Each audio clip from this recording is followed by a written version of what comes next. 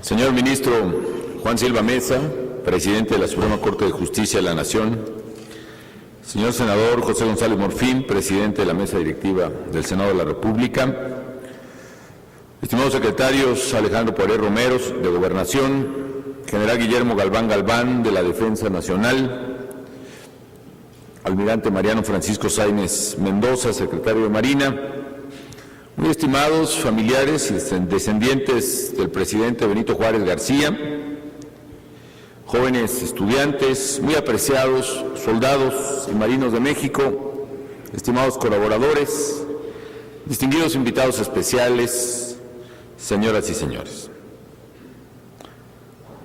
Hoy nos hemos congregado en este Palacio Nacional, en el corazón político de México, y en particular donde fuese la casa del presidente Benito Juárez, para conmemorar este 206 aniversario de su natalicio. El presidente Juárez es el arquitecto de los derechos y las libertades de los mexicanos. Es el constructor del entramado legal que nos gobierna. En medio de la mezquindad colectiva, de la envidia y de la incomprensión, fue el artífice de nuestra nación y el más férreo defensor de la soberanía de la patria. Quizá por eso él mismo llegó a decir en 1861, cuando terminaba la Guerra de Reforma y a punto de comenzar estaba la intervención francesa, las siguientes palabras: me considero como un arquitecto en medio de ruinas, que me afano por lograr la unión y la solidez de los multiplicados materiales para la grande obra del gobierno, mirando a veces con tristeza que no se secundan los esfuerzos de todos aquellos que nos hemos consagrado a trabajar sin tregua por la posteridad y la salvación de la patria. Ciertamente, después de la consumación de la independencia en 1821, nuestra nación no pudo consolidar su libertad y prosperidad en muchas de las primeras décadas de su vida. El sistema político no terminaba por cuajar. Persistía la discriminación humana, social y racial. El país se hallaba en una constante crisis financiera, en un creciente endeudamiento, y las sazonadas, los levantamientos y las guerras civiles eran recurrentes. Era claro que no solo se trataba de romper las cadenas que sujetaban a México de España, sino de hacer surgir un país con nuevas leyes e instituciones y con un nuevo orden vigente que permitiera precisamente mayor justicia, mayor libertad y mayor igualdad entre los mexicanos, y que al mismo tiempo diera a nuestra nación la oportunidad de avanzar como un país en la modernidad y en la prosperidad que asomaba ya al concierto internacional. En vez de ello, México se hundió bajo la dictadura de Antonio López de Santana, fue víctima de sus propias divisiones internas y objeto de sucesivas agresiones extranjeras, una de las cuales arrebató la mitad de nuestro territorio. En ella, por cierto, no fue ni siquiera una mayoría de mexicanos la que se aprestó a la defensa de la patria. Y en ese turbulento siglo XIX, a mediados del mismo, Benito Juárez, junto con toda una generación de liberales, propugnaba por una nueva constitución que diera paso al México anhelado de la libertad y la justicia. Definidos precisamente como liberales él y los suyos, fue firme defensor de la libertad de expresión, de la libertad de culto, de la libertad de manifestación, de la libertad de tránsito, de la libertad de trabajo, de la libertad de educación, de la libertad de reunión, de las garantías individuales y los derechos. Juárez decía: libertad, libertad en todo y para todos. Ese es nuestro programa y hemos de llevarlo a cabo. Pero quizá no todos los mexicanos estaban entonces preparados para asumir esta transformación imprescindible de México. En el siglo XIX había quien prefería el sistema heredado de la colonia, aunque éste atrapara a México no solo en su pasado, sino en una abominable sumisión. Fue así que el país cayó en una dolorosa guerra civil que conocemos como la Guerra de Reforma. En medio del conflicto armado, Benito Juárez promulgó precisamente las leyes de reforma que fueron base del Estado mexicano moderno. Y al terminar esta guerra, la paz para reconstruir el país, por desgracia, no duraría mucho. Inglaterra, España y especialmente Francia hicieron reclamos financieros. Y Francia decidió ir más allá, invadió nuestro país con la ambición de fundar un imperio en tierras mexicanas e imponer su capricho entre los nuestros. En 1862 comenzó así el periodo que conocemos como la Intervención Francesa, misma que duraría hasta 1867, en que gracias al pundonor de Juárez se restauró la República. Y fue en ese episodio amargo para la patria que Benito Juárez se convirtió en el más férreo defensor de nuestra soberanía. Con valentía y con una fe inquebrantable en el porvenir de México, mantuvo al gobierno, a las instituciones y a las leyes de la nación. Miles de patriotas se congregaron a su alrededor para defender a la patria a una costa de su propia vida.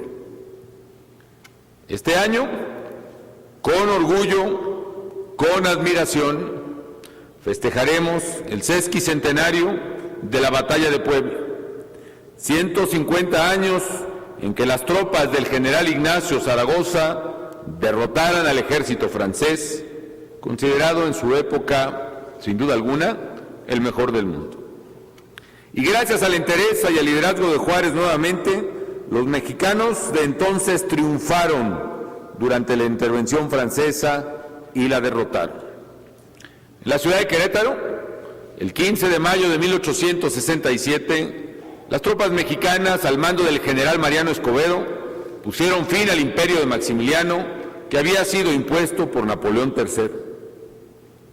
Maximiliano fue llevado a juicio por sus actos en esa misma ciudad. Y fueron muchos los ruegos de indulto y las presiones internacionales sobre Juárez. Pero al final prevaleció la justicia y Maximiliano fue fusilado. Juárez no separaba la ley y la justicia. Él era un hombre de una sola pieza y defendió a México y los derechos de los mexicanos de principio a fin. Por ello, un poeta y escritor de la talla de Ignacio Manuel Altamirano lo llamaría el segundo padre de la independencia mexicana, equiparándolo con don Miguel Hidalgo y Costilla. Altamirano dijo: Juárez por eso será el segundo padre de la independencia mexicana, y para decirlo de una vez, no solo ocupa el primer puesto en nuestra patria por el sufragio de los pueblos, sino porque se ha mostrado superior ante los más rudos golpes de la fortuna. Gracias a Juárez, México existe. México es un país que se preservó de la voracidad extranjera. Un país que rompió sus ataduras entonces de una vez y para siempre. México, fundado en los derechos y libertades de los mexicanos, como la piedra angular sobre la cual se edifica nuestra soberanía y nuestra democracia. Después del triunfo de la República, Benito Juárez persistiría férreamente en la construcción de un país de leyes y de justicia en las cuales creía, porque en su trayectoria hacia la magistratura de la nación se había desempeñado con brillantez como ministro de la Suprema Corte de Justicia. Sin desconocer el derecho, entendía perfectamente no solo la ley y su formalidad, sino sobre todo sus fines, los fines que le son propios, y el impacto de la aplicación misma de la ley en la sociedad y en la convivencia. Por ello, expresó ante el Congreso de la Unión en septiembre de 1869: la aplicación de la ley contra ladrones y plagiarios ha producido ya un efecto conveniente para ahuyentar a los criminales y para contribuir al restablecimiento de la seguridad pública. Por eso también fue inflexible ante quienes, violando la ley, robaban, asesinaban o secuestraban a los mexicanos de entonces. Juárez pudo así, poco a poco, con la ley en la mano y con la justicia en el alma y en el corazón, restaurar el orden, la paz y la justicia hasta que la muerte los sorprendió. Hoy, como hace siglo y medio, la justicia y el derecho son los cimientos de la prosperidad y la libertad de la nación. Hoy los mexicanos requerimos reforzar nuestro andamiaje institucional, hacerlo valer, fortalecerlo precisamente en el marco de la ley y a la ley en la orientación de los fines que le son propios. Solo así el Estado será capaz de enfrentar los desafíos que tiene enfrente y con éxito. Desafíos que, siendo grandes, no son de la envergadura ni de la dimensión a los que enfrentara Juárez en su momento y la generación de liberales que lo acompañaba. Por eso es importante que en momentos de prueba, de los cuales el país está saliendo avante, nos empeñemos precisamente en fortalecer aún más nuestras leyes y nuestro andamiaje institucional. Por eso es importante, y con todo respeto lo expreso, que las y los señores legisladores puedan valorar, discutir y aprobar leyes fundamentales para consolidar el Estado de Derecho en estos momentos en que nuestro país vive tan singular amenaza criminal. De estos cuerpos legales, enfatizaría quizá la importancia de regular en la Ley de Seguridad Nacional el refuerzo indispensable y el ordenamiento de los procesos a seguir para que las Fuerzas Armadas de México tengan una mayor certidumbre en su tarea de preservar la seguridad interior del país y de apoyar a las autoridades ministeriales y de seguridad en todo el territorio nacional frente a los criminales que destruyen el tejido social con su crueldad y con su barbarie imponen precisamente la inseguridad y la muerte. O la ley del mando único policial, que permita precisamente establecer criterios orgánicos unificados, uniformes y confiables en todas y cada una de las entidades federativas, para que mandos fuertes, eficaces y leales a los ciudadanos y no a los criminales, dotados de mayores capacidades y tecnologías, puedan asegurarnos que las policías civiles estén precisamente en capacidad de cumplir con su función y estén al servicio de la ciudadanía y no de la criminalidad.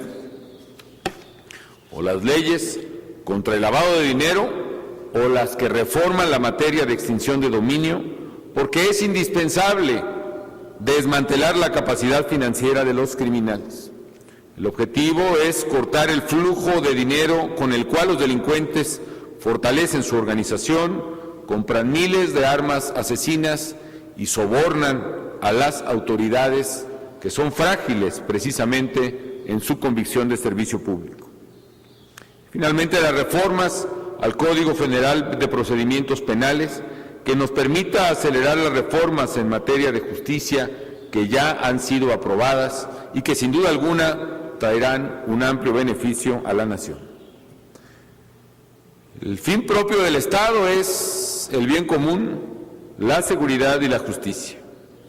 Nuestro deber es reforzar el Estado de Derecho a través de la consolidación de los fines que le son propios y el cumplimiento de la ley que obliga por igual a todos los servidores públicos en todos los poderes. Debemos adaptar a México al presente, pero también prepararlo para un futuro promisorio. Garantizar precisamente que México pueda en este siglo XXI ser una patria justa, una patria libre, una patria democrática como la anhelaba Juárez y por la que trabajó hasta su aliento último. Señoras y señores, Benito Juárez anheló ese México, un México moderno y sin ataduras coloniales, un México de ciudadanos y libertades, y ofrendó su vida para alcanzarlo. En aquel momento del país, en el caos prevaleciente, tales ideales parecían una simple quimera. Eran muchas las ataduras y las inercias del país. El cambio parecía imposible, pero ellos tuvieron la claridad de ver más lejos de los obstáculos y tuvieron, Juárez y los liberales, la firme libertad de perseverar en su propósito. Su causa tuvo que defenderse con enormes sacrificios y por eso hoy la reforma es, junto con la independencia y la revolución, momento fundacional de la patria. Hoy en democracia, nuestra generación tiene la oportunidad y el deber de transformar a México, de realizar un cambio pacífico que pueda vencer las inercias, las resistencias y los intereses que enfrentamos, de efectuar un cambio profundo y sustancial que convierta a México en el país seguro, justo y próspero que está llamado a ser. Es por eso hora de transformaciones profundas, transformaciones que se necesitan y que reclaman los ciudadanos. Hora también de asumir los riesgos que tales cambios implican y de rechazar toda tentación autoritaria. De liberar precisamente las amarras que pretendan sujetarnos a un pasado de arbitrariedad, de corrupción o de impunidad. Es la hora también de seguir adelante en los cambios que hemos emprendido, porque solo así habremos de consolidar la nación justa por la que lucharon Juárez y la generación de liberales. Y eso, estoy seguro, será nuestro mayor homenaje al benemérito de las Américas. Muchas gracias.